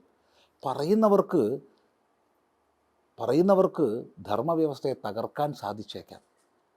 ഈ മലയാളത്തിൽ ഉടച്ചു വാർക്കുക എന്നൊരു ശൈലിയുണ്ട്. ഉടയ്ക്കാൻ എളുപ്പമാണ്. നമുക്ക് 2 പേർക്ക് ഇവിടെ ഇരുന്ന് ഒരു വാക്കിലൂടെ പലതിനെയും ഉടയ്ക്കാൻ പറ്റും. കാരണം നമ്മളത് ആയിരക്കണക്കിന് ആൾക്കാർ കാണും. അപ്പം നമ്മൾ 2 പേരോടുള്ള സംഭാഷണത്തിൽ പലതിനെയും നമുക്ക് ഉടയ്ക്കാൻ പറ്റും. എളുപ്പമാണ് ഉടയ്ക്കാൻ അത്ര വലിയ വിജ്ഞാനമൊന്നും ആവശ്യമില്ല. പക്ഷെ വാർക്കാൻ എളുപ്പമല്ല. വാർക്കുന്നത് സഹസ്രാബ്ദങ്ങളുടെ അഥവാ ശതാബ്ദങ്ങളുടെ തപസ്സിൻ്റെ ഫലമായിട്ടാണ്. നമ്മുടെ അച്ഛൻ്റെ, നമ്മുടെ അമ്മയുടെ, മുത്തശ്ശിയുടെ, മുത്തശ്ശൻ്റെ, അങ്ങനെ പൂർവികരുടെ തപസ്സിൻ്റെ ഫലമായിട്ടാണ് വാർക്കുന്നത്. ഉടയ്ക്കാൻ എളുപ്പം കഴിയും. ഉടയ്ക്കുന്നവരുടെ പിന്നാലെ അല്ല നമ്മൾ പോവുക. അതുകൊണ്ടാണ് സ്നേഹത്തെ കാണാൻ പഠിക്കുക. രാമൻ്റെ ധാർമ്മിക ബോധത്തെക്കുറിച്ച് പറയുമ്പോൾ ഒരു ചോദ്യം കൂടി പലപ്പോഴും ഉയരാറുണ്ട്.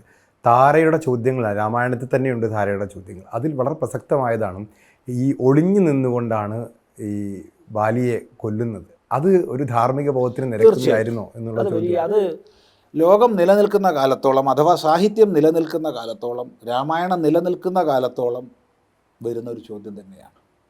തീർച്ചയായിട്ടും അതിന് അംഗീകരിച്ചേ മതിയാവും. പക്ഷേ അവിടെ രാമൻ്റെ പ്രായോഗികതയാണ്. കാരണം വാലിക്കൊരു വരമുണ്ട്. വാലിയുടെ നേരെ നിന്നുകൊണ്ട് ആര് എതിർത്താലും അയാളുടെ പകുതി ശക്തി നഷ്ടമാകും. അതറിയാം രാമന്. അതുകൊണ്ട് ഒളിഞ്ഞല്ലാതെ ഒരിക്കലും വാലിയെ കൊല്ലാൻ പറ്റൂല. അത് രാമൻ്റെ പ്രായോഗികതയാണ്. അതുകൊണ്ട് രാമൻ്റെ ആ പ്രായോഗികത എന്നും വിമർശന വിധേയമായിട്ടുണ്ട്, ആവുകയും ചെയ്യും. മറ്റ് രാമായണങ്ങളെക്കുറിച്ച് എന്താണ് അഭിപ്രായം? കമ്പരാമായണം, മാപ്പിള രാമായണം, അങ്ങനെ തായ്വാനിലും വേറെ രാമായണമുണ്ട്, തായ്ലാൻഡിലുണ്ട്, ആയിരക്കണക്കിന് രാമായണമുണ്ട്. അതാണ് രാമായണത്തിൻ്റെ മഹിമ. രാമായണത്തിൽ തന്നെ പറഞ്ഞിട്ടുണ്ട്, ഇതിനെ ആശ്രയിച്ചുകൊണ്ട് അനേക കൃതികളുണ്ടാകും. അപ്പോൾ അതിൽ നമ്മൾ അദ്വിതീയമായിട്ട് മാനിക്കുന്നത് കാളിദാസൻ്റെ രഘുവംശമാണ്. രഘുവംശം കഴിഞ്ഞാൽ വ്യാസൻ ബ്രഹ്മാണ്ഡ പുരാണത്തിൻ്റെ ഉത്തരഖണ്ഡത്തിൽ അധ്യാത്മരാമായണത്തെ ചേർത്തു. അധ്യാത്മരാമായണത്തിന് വാൽമീകി രാമായണത്തിൻ്റെ ലക്ഷണമാണ്. അതായത് 7 കാണ്ഡങ്ങളാണ്. പക്ഷേ 10-1 ഇല്ല. കാരണം 4200 ശ്ലോകങ്ങളേ ഉള്ളൂ അധ്യാത്മരാമായണം. ഈ അധ്യാത്മരാമായണമാണ് എഴുത്തച്ഛൻ മലയാളത്തിലേക്ക് കിളിപ്പാട്ടാക്കുന്നത്. കുറച്ച് സ്വാതന്ത്ര്യം ഉപയോഗിച്ചിട്ടുണ്ട്. ചില ഭാഗത്ത് അധ്യാത്മരാമായണം മൂലത്തുള്ളത് ഒഴിവാക്കിയിട്ടുണ്ട്, ചില ഭാഗത്ത് ഇല്ലാത്തത് കൂട്ടിച്ചേർത്തിട്ടുമുണ്ട്. അതുപോലെ ഹിന്ദിയിൽ ഇപ്പോൾ തുളസീദാസിൻ്റെ രാമചരിതമാനസം വന്നു, തമിഴിൽ കമ്പരുടെ കമ്പരാമായണം വന്നു. അങ്ങനെ ഏതെല്ലാം ഭാഷകളിൽ വന്നു. ഇനി എത്ര വരും? വന്നുകൊണ്ടിരിക്കും. കാരണം ഇതൊരിക്കലും പഴകുന്നില്ല. നമ്മൾ എത്ര നമുക്ക് ഇഷ്ടപ്പെട്ടൊരു നോവലായാലും 100 പ്രാവശ്യം വായിച്ചാൽ അത് മടുക്കും, അത് അപ്രസക്തമാകും. പക്ഷേ ഇതിഹാസങ്ങളും പുരാണങ്ങളും എത്ര കാലം കഴിഞ്ഞാലും പുതുതായി ഒന്നും കൂടി വായിക്കുമ്പോൾ പുതിയൊരാശയം കൂടി വരും. ഒന്നും കൂടി വായിക്കുമ്പോൾ പുതിയ ആശയം വരും. പക്ഷെ ഓരോ കാലഘട്ടത്തിലും രാമനെ പലതിനും വേണ്ടി ഉപയോഗിച്ചിട്ടുണ്ട്. ഇപ്പോൾ സ്വാമി തന്നെ പറഞ്ഞ കബീർദാസിൻ്റെ കാലഘട്ടത്തിലൊക്കെ ആധ്യാത്മികമായൊരു ഉണർവിന് വേണ്ടിയായിരുന്നെങ്കിൽ 90കളിൽ നമ്മളെ ഇന്ത്യയിൽ രാഷ്ട്രീയമായി രാമനെ ഉപയോഗപ്പെടുത്തിയിട്ടുണ്ട്. അതാണ് രാമൻ്റെ മഹിമ. എന്തിനുപയോഗിച്ചോളൂ, നിങ്ങൾ എന്തിനുപയോഗിച്ചോളൂ. ഏതാണോ നിലനിൽക്കുന്നത്, ഏതാണോ മൊത്തം സമാജത്താൽ സ്വീകരിക്കപ്പെടുന്നത്, അത് മാത്രമേ നിലനിൽക്കുകയും സ്വീകരിക്കപ്പെടുകയുള്ളൂ. ആർക്ക് എങ്ങനെ വേണമെങ്കിൽ പറയാം. ഇപ്പോൾ ഒരു ഔഷധത്തിൻ്റെ യോഗം, ചുക്ക് ഉദാഹരണം എടുത്തോളൂ. സാമാന്യേന എല്ലാ കഷായങ്ങളിലും ചുക്കുണ്ട്. പക്ഷേ ഒരു കഷായത്തിൽ ചുക്ക് ചെയ്യുന്ന പ്രയോജനമായിരിക്കില്ല വേറൊരു കഷായത്തിൽ ചെയ്യുക. പറഞ്ഞ മനസ്സിലായി എന്ന് വിചാരിക്കുക. ത്രിഫലയുടെ കൂടെ ചുക്ക് ചേരുമ്പോഴുള്ള പ്രയോജനമല്ല കടുക്കയുടെയും ധാനിക്കയുടെയും കൂടെ ചേരുമ്പോൾ ഉണ്ടാവുക. അല്ലെങ്കിൽ രണ്ടും വിധത്തിൽ BJP ഉൾപ്പെടെ ഉപയോഗിച്ചിട്ടുണ്ട് രാമനെ ആർക്കും ഉപയോഗിക്കാം, തീർച്ചയായിട്ടും ഉപയോഗിക്കാം. പക്ഷെ രാമായണത്തിൻ്റെ മുഖ്യ തന്തുവിന് അനുസൃതമായിട്ട്, രാമൻ നൽകുന്ന സന്ദേശത്തിന് അനുസൃതമായി ഉപയോഗിച്ചാൽ സമൂഹം അതിനെ സ്വീകരിക്കും. ഇപ്പോൾ അതിന് വിരുദ്ധമായിട്ട് ഉപയോഗിച്ചാൽ സമൂഹം തള്ളിക്കളയും. ഈ അടുത്ത കാലത്ത് വേടൻ എന്ന് പറയുന്നൊരു റാപ്പർ അദ്ദേഹത്തിൻ്റെ ഒരു ഇൻ്റർവ്യൂവിൽ പറഞ്ഞിട്ടുണ്ട്, ഞാൻ ജയ് ശ്രീറാം എന്ന് കേട്ടിട്ടുള്ളത് ആളെ കൊല്ലുമ്പോൾ വിളിക്കാൻ ഉത്തരേന്ത്യയിലൊക്കെ കലാപങ്ങളിലൊക്കെ ജയ് ശ്രീറാം വിളിച്ച ആളുകളെ കൊല്ലുന്നതാണ് കേട്ടിട്ടുള്ളത്. അപ്പോൾ ഈ രാമനെ ആളുകളെ കൊല്ലാനും ഉപയോഗിച്ചിട്ടുണ്ട്. അറിയില്ല, അത് അദ്ദേഹത്തിൻ്റെ വെർഷനാണ്. ഞാൻ ഭാരതത്തിലുടനീളം പരിവ്രജനം ചെയ്ത ആളാണ്. ഹിമാലയത്തിലും ഉത്തരാഖണ്ഡിൽ, ഉത്തർപ്രദേശിൽ എന്ന് വേണ്ട ഭാരതത്തിലുടനീളം പരിവ്രജനം ചെയ്ത് തെണ്ടി നടന്ന് ഭിക്ഷ എടുത്ത് ജീവിച്ചതിന് ശേഷമാണ് ഞാൻ സന്യാസ ദീക്ഷ സ്വീകരിച്ചത്. ഉത്തർപ്രദേശിലും ഉത്തരാഖണ്ഡിലും പരസ്പരം കാണുമ്പോൾ ജയ് സിയാറാം എന്ന് പറഞ്ഞ് കൈ കൂപ്പുന്നതാണ് ഞാൻ കണ്ടിട്ടുള്ളത്. ജയ് സിയാറാം എന്ന് പറഞ്ഞ് ആരെയും കൊല്ലുന്നത് ഞാൻ കണ്ടിട്ടില്ല. അങ്ങനെ കണ്ടവരുണ്ടെങ്കിൽ തീർച്ചയായിട്ടും കലാപകാലത്തൊക്കെ സംഭവിച്ചിട്ടുണ്ടെന്നാണ് പറയുന്നത്. കണ്ടിട്ടുണ്ടെങ്കിൽ തീർച്ചയായിട്ടും അദ്ദേഹം നിയമ നടപടി എടുക്കേണ്ടതാണ്. അദ്ദേഹം ധാർമ്മികത അതാണ്. അദ്ദേഹത്തെ എനിക്കറിയില്ല. അദ്ദേഹത്തെ പുകഴ്ത്താനോ ഇകഴ്ത്താനോ ഞാനില്ല. കാരണം എനിക്കറിയാത്ത വ്യക്തിയാണ്. അറിയാത്ത ഒരാളെക്കുറിച്ച് നമ്മൾ രണ്ടഭിപ്രായവും പറയരുത്. ഇകഴ്ത്തുകയും ചെയ്യരുത്, പുകഴ്ത്തുകയും ചെയ്യരുത്. പക്ഷേ ആരെങ്കിലും ഏതെങ്കിലും നാമങ്ങളോ മന്ത്രങ്ങളോ ഉരുവിട്ടുകൊണ്ട് മറ്റൊരാളെ കൊല്ലുന്നത് കണ്ടാൽ, അറിഞ്ഞാൽ, കോൺസ്റ്റിറ്റ്യൂഷൻ അനുസരിച്ച് നമ്മളത് നിയമദൃഷ്ടിയിൽ കൊണ്ടുവരിക വേണ്ടത്. എന്നെ സംബന്ധിച്ച് ജയ് സിയാറാം എന്ന് ഹിമാലയത്തിലും ഉത്തർപ്രദേശിൽ ജയ് സീതാറാം എന്നും പറഞ്ഞിട്ട് പരസ്പരം അഭിവാദനം ചെയ്തത് മാത്രമേ ഞാൻ കണ്ടിട്ടുള്ളൂ, ഞാൻ അനുഭവിച്ചിട്ടുള്ളൂ. നേരിട്ട് അനുഭവിച്ചതാണ്. നമ്മുടെ ഹിന്ദു വീടുകളിലൊക്കെ നേരിട്ട് അനുഭവിച്ചതാണ്. മനസ്സിലായില്ലോ? വീടുകളിലൊക്കെ രാമ രാമ രാമ രാമ രാമ രാമ പാഹിമാം എന്ന് പറയുന്ന അത്രയും ഭക്തിസാന്ദ്രമായിട്ടല്ല വിശ്വ ഹിന്ദു പരിഷത്തുകാരൻ അല്ലെങ്കിൽ ബജ്രംഗ് ദളുകാരൻ ജയ് ശ്രീറാം എന്ന് ആക്രോശിക്കുന്നത്. ബജ്രംഗ് ദളും വിശ്വ ഹിന്ദു പരിഷത്തും മാത്രമല്ല, ഭാരതത്തിലെ കോടിക്കണക്കിനായ ജനങ്ങൾ, നിങ്ങളൊരു കാര്യം ചെയ്യുക, ഈ കേരളം എന്ന ഠാവട്ടം ഒന്ന് വിട്ടിട്ട് ഭാരതത്തിൽ സഞ്ചരിക്കുക, ഉത്തരഭാരതത്തിൽ സഞ്ചരിക്കുക. ഓരോ മുത്തശ്ശിയും ഓരോ മുത്തശ്ശനും പേരക്കുട്ടിയും, ഞാൻ നടുക്കുള്ള തലമുറ വിട്ടിട്ടാണ് പറയുന്നത്, മുത്തശ്ശനിലും പേരക്കുട്ടിയിലും ഒരേ സംസ്കാരം കാണണമെങ്കിൽ തീർച്ചയായിട്ടും അനുസ്യൂതമായി അത് അമ്മയിലൂടെ അച്ഛനിലൂടെ വന്നതായിരിക്കണം. ഗുജറാത്തിൽ ജയ് ശ്രീകൃഷ്ണ, മധ്യപ്രദേശിലും ഉത്തർപ്രദേശിലും ഉത്തരാഖണ്ഡിലും ഒക്കെ പോയി കഴിഞ്ഞാൽ ജയ് സീതാറാം എന്ന് പരസ്പരം അഭിവാദനം ചെയ്ത് നമസ്കരിക്കുന്നു. അത് ഇപ്പം നമ്മളെ നാട്ടിൽ ഇവിടെ ഉത്സവങ്ങളുടെ സമയത്ത് നോക്കിയാൽ മതി, റോഡ് ബ്ലോക്കാക്കി പലതരം കോപ്പറേറ്റീവ് തരങ്ങൾ കാണിച്ച് തുള്ളിച്ചാടി പോകുന്നത് ഞാൻ കാണാറുണ്ട്. ക്ഷേത്രോത്സവങ്ങളുടെ ഭാഗമായിട്ട് അവർ ഹരരാമ ഹരരാമ എന്ന് വിളിച്ചു പറയണത് ജപിക്കുന്ന ഒരാളായിട്ട് പറയണത് അത് വൈകാരികമാണ്. വൈകാരികമായ രീതിയിൽ ഒരു നാമത്തെയോ മന്ത്രത്തെയോ ഉച്ചരിക്കുന്നതിനെ അല്ല നമ്മൾ ധാർമ്മികതയായിട്ട് ബന്ധപ്പെടുത്തേണ്ടത്. അങ്ങനെ ഒരു വികാര വായ്പോട് കൂടി ആരെങ്കിലും ചെയ്യുന്നുണ്ടോ അത് അവർക്ക് കൊള്ളാം, അവിടെയും ഞാൻ സന്തോഷിക്കും. കാരണം വികാര വായ്പോട് കൂടിയും അവർ രാമനാമം ആണല്ലോ ചെയ്തത് എന്ന് ഞാൻ വിചാരിക്കും. എൻ്റെ കാഴ്ചപ്പാട് അതാണ്. മറിച്ച് നിങ്ങൾ ഇത് കാണും, അപാലവൃദ്ധൻ ജനങ്ങൾ ജയ് സീതാറാം എന്ന് പറയുന്നത്, പരസ്പരം അഭിവാദനം ചെയ്യുന്നത്, അത് ഇന്നും കാണാം. പഴയ കാഴ്ചയല്ല. കാരണം ഞാൻ പരിവ്രജനം ചെയ്തത് 100 കൊല്ലം മുമ്പല്ല, ഏകദേശം 37, 38, 36 കൊല്ലങ്ങൾക്ക് മുമ്പാണ്. ഇപ്പോഴും സ്ഥിരം കാണുന്നു. എല്ലാ വിഷയങ്ങൾക്കും ഉത്തരഭാരതത്തിൽ പോകുമ്പോൾ നമ്മൾ സമൂഹമായിട്ട് ബന്ധപ്പെടുമ്പോൾ ഇതേപോലെയാണ് കാണുന്നത്. ഈ രാമായണവും മഹാഭാരതമാണെങ്കിലും ഭഗവത്ഗീതയാണെങ്കിലും ഈ നമ്മുടെ ആർഷഭാരതം എന്ന് പറയുന്ന ഇന്ത്യയുടെ എല്ലാ ഗ്രന്ഥങ്ങളും ഒരു സ്വാതന്ത്ര്യം നൽകുന്നുണ്ട് ആളുകൾക്ക്. ഇപ്പം ഭഗവത്ഗീത അവസാനിക്കുന്നതും വിമർശിച്ചത് ദശേഷേണ യഥേച്ഛതി സദാഗുരു എന്ന് പറഞ്ഞിട്ടാണ്. പക്ഷേ ഇവിടെ ഇപ്പോൾ ഈ രാമായണത്തിൽ പറയുന്ന രാമനെ പോലെ ആവണം, അല്ലെങ്കിൽ നിങ്ങൾ ആ ആർഷഭാരതത്തിൻ്റെ സംസ്കാരം നിങ്ങൾ ഫോളോ ചെയ്തുകൊണ്ടിരിക്കണം എന്ന് പറഞ്ഞാൽ അത് അടിച്ചേൽപ്പിക്കാനുള്ള ശ്രമം നടക്കുന്നതായിട്ട് പറയുന്നു. അടിച്ചേൽപ്പിച്ചാൽ ആരും സ്വീകരിക്കില്ല.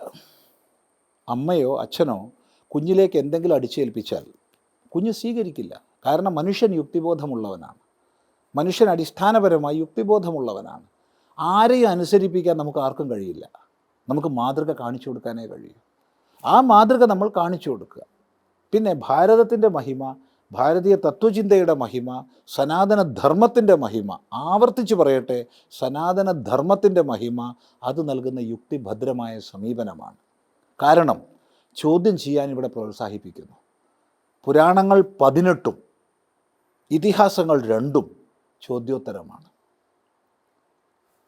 ഇനി ഇതിനുള്ളിലുള്ള പ്രത്യേക ഉപദേശ ഭാഗങ്ങൾ ഗീത പോലുള്ളതെടുത്താൽ അത് ചോദ്യോത്തരമാണ്. വൈദിക ശാസ്ത്രങ്ങൾ ഏറെയും ചോദ്യോത്തരങ്ങളാണ്. ഞാൻ പറയുന്നത് നീ വിശ്വസിക്കുക, ചോദ്യം ചെയ്യാതെ വിശ്വസിക്കുക, അങ്ങനൊരു വാക്കില്ല. വാദേ വാദേ ജായതേ തത്വബോധ. തത്വബോധ. അതാണ് സനാതന ധർമ്മശാസ്ത്രങ്ങളുടെ മഹിമ. പക്ഷെ ഇപ്പൊ പഠിപ്പിക്കുന്ന ഗുരുവിന്റെ കാലില് പൂവും വെള്ളമൊക്കെ ഇട്ട് ഗുരുവിന്റെ എക്കാലവും വേണം. എക്കാലവും ഗുരുനാഥനെ പൂജിച്ച് തന്നെയാണ് ചെയ്യലും രണ്ടും വ്യത്യാസമുണ്ടല്ലോ. ഒരിക്കലുമില്ല. ഈ കാലഘട്ടത്തിലല്ല, ഏത് കാലത്തും നമ്മളൊക്കെ പഠിച്ചത് ഗുരുവിൻ്റെ കാലിന് പൂജിച്ചിട്ടാണ്. ഗുരുനാഥൻ കിടക്കവിടെ, നിന്റെ തല ഞാൻ നമസ്കരിക്കട്ടെ എന്ന് ആരും പറഞ്ഞിട്ടില്ല. ഗുരു എന്ന് പറഞ്ഞാൽ 3 പേരാണ്: അമ്മ, അച്ഛൻ, ആചാര്യൻ. അമ്മയെയും അച്ഛനെയും ആചാര്യനെയും പൂജിക്കുന്നതാണ് ഭാരതീയ സംസ്കൃതി.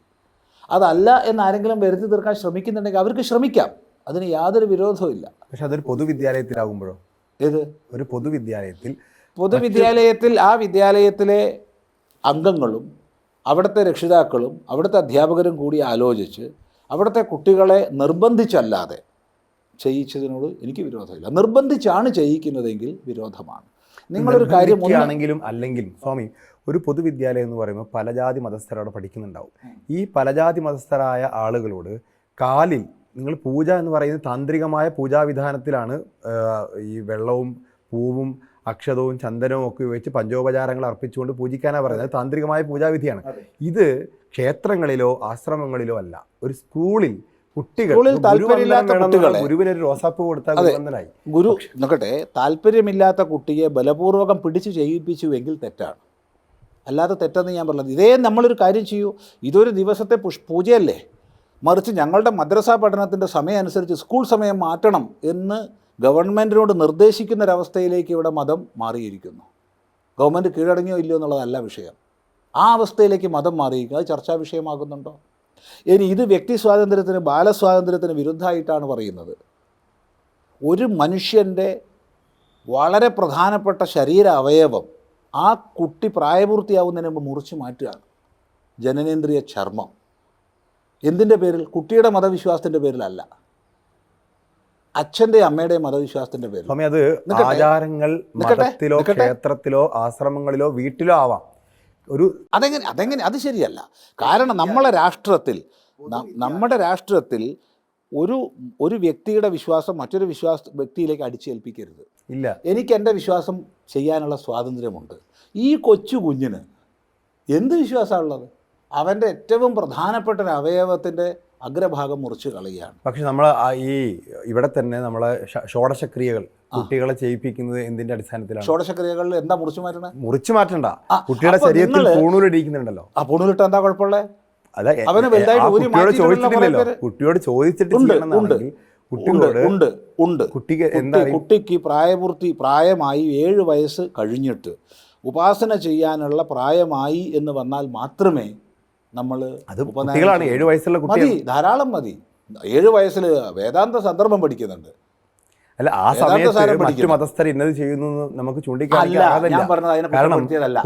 ഞാൻ പറഞ്ഞത് നിങ്ങൾ ഒരു ഭാഗം മാത്രം കണ്ട് വിമർശിക്കാതെ മൊത്തം സമൂഹത്തെ സമ്യക്കായി കാണാൻ പഠിക്കണം. ഹൈന്ദവ ആചാരങ്ങളെ ഓരോന്നിനെ മാത്രം സമാജമധ്യത്തിലും മാധ്യമമധ്യത്തിലും ഹീനമായി വിമർശിച്ച ഒരു വിരോധവുമില്ല. നിന്ദിക്കാൻ വേണ്ടി അവതരിപ്പിക്കുകയും മറ്റുള്ളതിനെ കണ്ടില്ലെന്ന് നടിക്കുകയും ചെയ്യുന്ന ഒരു ഇടപാട് ഇന്നത്തെ മാധ്യമം. എൻ്റെ ചോദ്യം വളരെ സ്ട്രൈറ്റ് ആയിരുന്നു. അതായത് ക്ഷേത്രങ്ങളിലോ ആശ്രമങ്ങളിലോ വീടുകളിലോ പാദപൂജ ചെയ്യുന്നത് തെറ്റല്ല. ഞാൻ വ്യക്തമായി മറുപടി പറഞ്ഞു. കുട്ടിയെ നിർബന്ധിച്ച് നീ ഇത് ചെയ്തില്ലെങ്കിൽ നിന്നെ പുറത്താക്കുന്ന അധ്യാപകൻ പറഞ്ഞിട്ടുണ്ടെങ്കിൽ തെറ്റാണ്. നിർബന്ധിച്ചാലും ഇല്ലെങ്കിലും ഒരു സ്കൂളിൽ ഒരു പൊതുവിദ്യാലയത്തിൽ ഇപ്പോൾ ഞാനൊരു മുസ്ലിം ആണെങ്കിൽ എന്നെ സംബന്ധിച്ചിടത്തോളം ഞാൻ അള്ളാഹുവിനെ മാത്രമേ സുജൂദ് ചെയ്യാൻ പറ്റുന്നുള്ളൂ. ആ വിദ്യാർത്ഥിയോട് മാറി നിൽക്കണം. ആ വിദ്യാർത്ഥിയോട് പറഞ്ഞിട്ടുണ്ടോ? പക്ഷെ അത് ആ സ്കൂളിൽ എങ്ങനെ ഒരു കുട്ടി മാത്രം മാറി നിൽക്കും? മാറി നിൽക്കാം, തീർച്ചയായിട്ടും മാറി നിൽക്കാം. കാരണം ഞാൻ സ്കൂളിൽ പഠിക്കുന്ന പൊതുരീതി പൊതുവിദ്യാലയത്തിലാണ് ഞാൻ പഠിച്ചത്. പൊതുവിദ്യാലയത്തിൽ മദ്രസ കഴിഞ്ഞ് കുട്ടികൾ വരുന്നവരെ ഞാൻ കാത്തു നിൽക്കുമായിരുന്നു.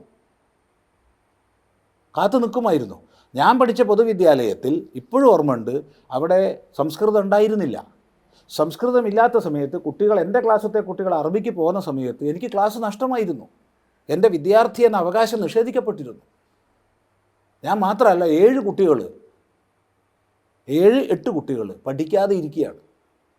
ഞങ്ങൾക്ക് ഇഷ്ടം പോലെ കളിക്കാം ആ സമയത്ത്.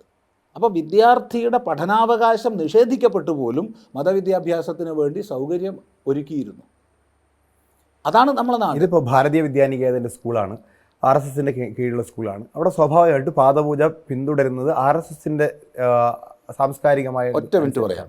ഇവിടെ RSSൻ്റെ വിദ്യാലയമല്ല, ആശ്രമത്തിൻ്റെ വിദ്യാലയമാണ്. ഇവിടെ പാദപൂജ ഉണ്ട്. ഇവിടെ മുസ്ലിം കുട്ടികൾക്ക് പഠിക്കാം, ആർക്കും പഠിക്കാം. പക്ഷേ ഇവിടെ പഠിക്കുമ്പോൾ നിങ്ങൾക്ക് അതിനനുസരിച്ച് മുന്നോട്ട് പോകണം. അതേപോലെ ഹിന്ദു, മുസ്ലിം, ഒരു ക്രിസ്ത്യൻ മുസ്ലിം ഒന്നുമില്ല. മാനേജ്മെൻറ്റുള്ള സ്കൂളിൽ ഹിന്ദു കുട്ടികളും ക്രിസ്ത്യൻ കുട്ടികളൊക്കെ പഠിക്കുന്ന ഒരു സ്കൂളിൽ അവിടെ എല്ലാ കുട്ടികളെയും നിസ്കരിപ്പിക്കുന്നു 5 നേരം. എങ്ങനെയായിരിക്കും പ്രതികരണം? ഇല്ല, ഇതിന് നിർബന്ധിക്കരുത്, പാദപൂജയ്ക്ക് നിർബന്ധിക്കരുത്. അല്ല, നിസ്കാരം ഒരു കൾച്ചറായി കുട്ടികളെ പഠിപ്പിക്കുക 3 നേരം, അല്ല 5 ഇല്ല, നേരം. ചെയ്യൂല, അവർ ചെയ്യൂല, ചെയ്യില്ല, ചെയ്യൂല. അവർ ചെയ്യില്ല എന്ന് ഉറപ്പുള്ള കാര്യമാണ് നമ്മൾ ചെയ്യുന്നത്. ഇല്ല, നമ്മൾ അവരുടെ ചെയ്യുന്നില്ല. കുട്ടികളടക്കം പഠിക്കുന്ന ഒരിക്കലും സ്കൂളിൽ ചെയ്യില്ല. നമ്മൾ പാദപൂജ ഒരിക്കലും ചെയ്യില്ല, ഒരിക്കലും ചെയ്യില്ല. ക്രിസ്ത്യൻ സ്കൂളുകളിൽ ഞാൻ പഠിച്ചിട്ടുണ്ട്. എന്നോട് ക്രിസ്ത്യൻ ആചാരപ്രകാരം പ്രാർത്ഥിക്കാൻ പറഞ്ഞിട്ടില്ല. ഹിന്ദു സ്കൂളിൽ ക്രിസ്ത്യാനികളും മുസ്ലിങ്ങളും പഠിക്കുന്നുണ്ട്, എത്രയോ പഠിക്കുന്നുണ്ട്. എത്രയോ ഹിന്ദു സ്ഥാപനങ്ങൾ ഇവിടെ ഉണ്ട്. രാമകൃഷ്ണ മിഷൻ്റെ സ്കൂൾ നിങ്ങൾ അന്വേഷിച്ച് നോക്കൂ, ചിന്മയ മിഷൻ്റെ സ്കൂൾ അന്വേഷിച്ച് നോക്കൂ. 100% ഹിന്ദു സ്ഥാപനങ്ങളാണ്. പക്ഷേ അവിടെ ഓരോരോ മതവിശ്വാസം അനുസരിച്ച് പുലരാനാണ് പറയുന്നത്. ഒരാളെയും നിർബന്ധിക്കുന്നില്ല. ഇത് ഈ മാധ്യമങ്ങളും മറ്റും വളരെ ദുരുദ്ദേശത്തോടു കൂടി വാർത്ത ഉണ്ടാക്കി മറ്റ് കാതലായ ഇന്നത്തെ വിഷയങ്ങളിൽ നിന്ന് ശ്രദ്ധ മാറ്റാൻ വേണ്ടിയിട്ടുള്ള പരിപാടികളാണ്. ഇന്ന് നമ്മളെ സമൂഹത്തെ മഥിക്കുന്ന, ചുട്ടുപൊള്ളിക്കുന്ന വിഷയങ്ങൾ വേറെയുണ്ട്. കേരളത്തിൻ്റെ സാമ്പത്തികവും മറ്റുമായ അധപ്പതനമുണ്ട്. കേരളത്തിൻ്റെ ഇന്നത്തെ സാമൂഹ്യ സ്ഥിതിയിൽ മയക്കുമരുന്നുകളുടെ വർധനവുണ്ടാക്കി തീർക്കുന്ന അപകടമുണ്ട്. ഇങ്ങനത്തെ മുഖ്യമായി ചർച്ച ചെയ്യേണ്ട 1000 വിഷയങ്ങൾ ഇരിക്കുമ്പോൾ അതിൽ നിന്ന് സമൂഹ ശ്രദ്ധയെ അടർത്തി മാറ്റിക്കാൻ വേണ്ടി മാധ്യമങ്ങൾ ഉണ്ടാക്കി തീർക്കുന്ന ഒരു ശ്രമമായിട്ടേ ഞാനിതിനെ കാണുന്നുള്ളൂ. അല്ലാതെ എല്ലാ കൊല്ലവും പാദപൂജ ഉണ്ട്. ഇക്കൊല്ലം പുതിയതൊന്നും അല്ല പാദപൂജ. എല്ലാ വർഷവും ഗുരുപൂജാ സന്ദർഭങ്ങളിൽ നമ്മുടെ വിദ്യാലയങ്ങളിൽ പാദപൂജ ചെയ്യാറുണ്ട്. ഇത് പുതിയ എന്തെങ്കിലും ആയിരുന്നെങ്കിൽ ശരി, ഈ കൊല്ലം ചർച്ച ചെയ്തതിന് അർത്ഥമുണ്ട്, അതിന് ഞാൻ സ്വാഗതം ചെയ്യും ആ ചർച്ചയെ. പക്ഷേ എല്ലാ കൊല്ലവും നടക്കുന്നൊരു കാര്യത്തെ അകാര്യമെന്നോ ഒരു തിരുത്തൽ വേണമെന്നാണ് ആവശ്യപ്പെടുന്നത്. ഗുരുവന്ദനത്തിന് പല മാർഗങ്ങളുണ്ടല്ലോ. അതെ, റെസ്പെക്ട് ചെയ്യാൻ ചെയ്യാലോ, ഹായ് എന്ന് പറയാം. ഇനി കുറച്ചുകൂടി നമസ്കാരം എന്ന് പറയാം. പിന്നെ എൻ്റെ ആവശ്യം എന്താ? എന്തിനാ നമസ്കാരം എന്ന് പറയേണ്ട ആവശ്യം? എന്തിനാ ഞാൻ നമസ്കരിക്കണത്? അതുകൊണ്ട് ഹായ് എന്ന് പറഞ്ഞാൽ മതി. കുറച്ചും കൂടി കഴിഞ്ഞു പോടാന്ന് പറയാം. എന്തിനാ? കാരണം നമ്മളെ വീക്ഷണത്തിനനുസരിച്ച് ഒരു സമ്പ്രദായത്തെ നമ്മൾ മാറ്റിമറിക്കുകയാണെങ്കിൽ നാളെ വീണ്ടും മാറ്റം വരാം, മറ്റന്നാൾ വീണ്ടും മാറ്റം വരാം. നമ്മൾ സനാതനമായി നിലനിൽക്കുന്നതിനെ ചെയ്തു പോരുന്നതാണ്. ഗുരുപൂജ എന്നുള്ളത് ചെയ്തു പോരുന്നതാണ്. അമ്മയെ നമസ്കരിക്കുക എന്നുള്ളത്, അച്ഛനെ നമസ്കരിക്കുക എന്നുള്ളത് നമ്മുടെ സംസ്കൃതിയുടെ ഭാഗം. യഥാർത്ഥത്തിൽ പാദപൂജയാണോ വേണ്ടതെന്നുള്ള കാര്യത്തിൽ സംശയമുണ്ട്. കാരണം ഇപ്പോൾ ഭഗവത്ഗീതയിൽ തന്നെ അർജുനൻ കൃഷ്ണന് ശിഷ്യനാവുന്ന ഭാഗമുണ്ട്. ശിഷ്യസ്തോഹം ശാധിമാം ത്വം പ്രപന്നം. അവിടെ പറയുന്നത് ഞാൻ അങ്ങേക്ക് കീഴടങ്ങുന്നു എന്നുള്ളതാണ്. ആ കീഴടങ്ങലല്ലോ, ഞാൻ സമർപ്പിക്കുന്നു, കീഴടങ്ങലല്ല. ഒരു കീഴടങ്ങിയാൽ പിന്നെ ശിഷ്യനാവില്ല, ഭക്തനെ ആവും. ശിഷ്യൻ അവന്റെ വിവേകപ്രജ്ഞയെ കർപ്പണ്യദോഷായ ഹതസ്വഭാവ ആ ഇതില് അങ്ങേക്ക് മുന്നിൽ സമർപ്പിക്കുകയാണ് ഫുൾ. അത് തന്നെയാണ് അവിടെ പ്രപന്നനാണ്. പ്രപന്നൻ എന്ന് പറഞ്ഞാൽ ഗുരുവിൽ സമർപ്പിതനാണ്, കീഴടങ്ങലല്ല. ഗുരുവിൽ കീഴടങ്ങരുത്. കീഴടങ്ങലാണ് ഒരിക്കലും അല്ല. എങ്ങനെയാണ് അമ്മയ്ക്ക് കീഴടങ്ങുക? നമ്മൾ അമ്മയെ നമ്മൾ ആദരിക്കുകയാണ്. അമ്മയെ പാദപൂജ ചെയ്യുമ്പോൾ അച്ഛനെ ആദരിക്കുകയാണ്. അച്ഛനെ പാദപൂജ. അത് കല്യാണ ദിവസം ശബരിമല പോകുമ്പോൾ മാത്രം പോരാ, ദിവസവും അമ്മയെയും അച്ഛനെയും നമസ്കരിക്കണം എന്നാണ് നമ്മുടെ ഒരു പൈതൃകവും സംസ്കാരവും. അതിനനുസരിച്ച് അതിനെ എതിർക്കുന്നവരുണ്ടാവാം, അനുകൂലിക്കുന്നവരുണ്ടാവാം. എതിർക്കാനും സ്വാതന്ത്ര്യമുണ്ട്, അനുകൂലിക്കാനും സ്വാതന്ത്ര്യമുണ്ട്. ആരെങ്കിലും 1000 പേർ എതിർത്താലും 1000 പേർ അനുകൂലിച്ചാലും ഈ സദാചാരത്തെ ഉപേക്ഷിക്കാതെ നിലനിർത്താൻ നമ്മളെപ്പോലുള്ളവർ സമൂഹത്തിൽ പ്രചരിപ്പിച്ചുകൊണ്ടേയിരിക്കും. അതിനെ തെറ്റായിട്ട് ഒരു സമൂഹം കാണും തീർച്ചയായിട്ടും. കാരണം നമ്മൾ ലോകത്തിൽ ഇപ്പം നമ്മൾ 2 പേർക്കും 2 ആശയങ്ങളായിരിക്കും. പരസ്പര ബഹുമാനം വേണം, പരസ്പര സ്നേഹം വേണം. അതുകൊണ്ട് നിങ്ങൾ നിങ്ങളുടെ ആശയത്തെ പണയം വെക്കേണ്ട, ഞാൻ എൻ്റെ ആശയത്തെയും പണയം വെക്കേണ്ട. ബഹുമാനത്തോടു കൂടി വ്യത്യസ്തങ്ങളായ ആശയങ്ങളെ ആചാരങ്ങളെ നോക്കിക്കാണാൻ നമുക്ക് സാധിക്കണം. വ്യത്യസ്ത സമൂഹങ്ങളിൽ വിഭിന്നങ്ങളായ ആചാരങ്ങളും ആശയങ്ങളും ഉണ്ട്. ആ ആചാരങ്ങളും ആശയങ്ങളുമാണ് ആ വ്യവസ്ഥയെ തുടർന്ന് കൊണ്ടുപോന്നിട്ടുള്ളത്. അത് നിലനിൽക്കട്ടെ, അത് നിലനിർത്താൻ ശ്രമിക്കട്ടെ. രാമായണത്തിന് വളരെ പോസിറ്റീവായ ചോദിച്ച് നമുക്ക് അവസാനിപ്പിക്കാം. രാമായണത്തിൽ ഏറ്റവും മനോഹരമായ ഒരു ശ്ലോകമായി വാൽമീകി രാമായണത്തിൽ പറയപ്പെടുന്നത് രാമം ദശരഥം വിദ്ധി മാം വിദ്ധി ജനകാത്മജ അയോധ്യ വടവും വിദ്ധി ഗച്ഛതാത യഥാസുഖമാണ്. എന്തുകൊണ്ടാണ് ആ ഒരു ശ്ലോകത്തെ വളരെ മനോഹരമായ ശ്ലോകമായി, ഉദാത്തമായ ശ്ലോകമായി? കാരണം രാമം ദശരഥം വിദ്ധി, രാമനെ ഇതുവരെ നീ ജ്യേഷ്ഠനായി കണ്ടു, പക്ഷെ നീ പോകുന്നത് ഇപ്പോൾ കാട്ടിലേക്കാണ്. ഇവിടെ ശ്രദ്ധിക്കേണ്ടത് ലക്ഷ്മണൻ കാട്ടു പോകേണ്ട ഒരാവശ്യമില്ല. രാമൻ കാട്ടിൽ പോകണം അച്ഛന് കൊടുത്ത വാക്ക് പാലിക്കാൻ, അഥവാ അച്ഛന് വേണ്ടി അമ്മയ്ക്ക് കൊടുത്ത വാക്ക് പാലിക്കാൻ. അമ്മ കൈകേയി അമ്മ. സീതയുടെ രാമനോടുള്ള പ്രേമം കൊണ്ട് വേർപിരിഞ്ഞ് നിൽക്കാൻ സീതയ്ക്ക് വയ്യ. അതുകൊണ്ട് സീത പോകണം. എന്തിന് ലക്ഷ്മണൻ പോകണം? അപ്പോൾ ലക്ഷ്മണൻ പോകുന്നത് രാമനെ സേവിക്കാനാണ്. ഇത് ആർക്കറിയാം? ലക്ഷ്മണൻ്റെ അമ്മയ്ക്കറിയാം. ആ അമ്മയാണ് പറയുന്നത്, ഇനി മേലിൽ നീ രാമനെ അച്ഛനായി കാണണം. ജ്യേഷ്ഠനായി കണ്ടാൽ പോരാ, അച്ഛനായി കാണണം. അച്ഛൻ എന്നുള്ളത് അത് വല്ലാത്തൊരു പദവും ഒരു തത്വവുമാണ്. മാം വിദ്ധി ജനകാത്മജ. ജനകാത്മജയെ നീ ഇതുവരെ ഏടത്തിയമ്മയായിട്ടാണ് കണ്ടത്. ഇതുവരെ നിൻ്റെ ഏടത്തിയമ്മയാണ്. അല്ല, ഇനി നിൻ്റെ അമ്മയാണ്. നീ എപ്രകാരം മാതൃസേവ ചെയ്യുന്നുവോ, നീ എപ്രകാരം മാതൃഭാവത്തിൽ എന്നെ കാണുന്നുവോ, അതുപോലെ നീ സീതയെ കാണണം. എൻ്റെ അഭാവം നിനക്കുണ്ടാവില്ല. അമ്മയുടെ അഭാവം വലിയ ദുഃഖതമാണ്. ആ ദുഃഖം ലക്ഷ്മണനുണ്ടാവില്ല. മാത്രമല്ല, അമ്മ എന്നുള്ള മാസ്മരിക ഭാവമുണ്ട്. ആ ഭാവം സീതയിൽ നിനക്കുണ്ടാവണം. ഒരിക്കലും വഴിതെറ്റില്ല. ഒരു ദുർബല നിമിഷവും നിൻ്റെ ജീവിതത്തിൽ ഉണ്ടാവില്ല. കാട് ക്ലേശകരമാണ്, അങ്ങേയറ്റം ക്ലേശകരമാണ്, അനിശ്ചിതമാണ്, ഹിംസ്ര ജന്തുക്കൾ നിറഞ്ഞതാണ്. അത് അയോധ്യയായിട്ട് കാണൂ. അപ്പോൾ മാത്രമേ നിനക്ക് സമാധാനത്തോടു കൂടി പോകാൻ പറ്റൂ.